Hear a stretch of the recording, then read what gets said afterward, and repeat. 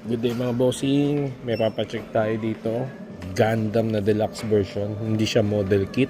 May dalawang version ng deluxe kasi yung G Gundam, isang big scale na deluxe at isang small scale. Si Gundam Maxter at si Spingle ba yun?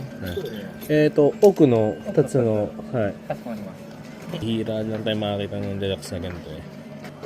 Sana makahanap pa tayo ng the rest nila, diba? Sila Shining Gundam. Hi! Ito sila, mga bossing, si Spingle. So, hindi siya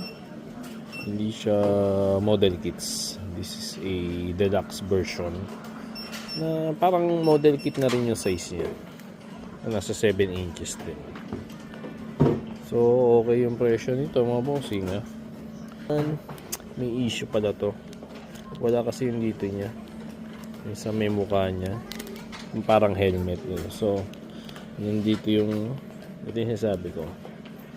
Nandito yung parts na nasira. Ox pa rin. Collectible pa rin.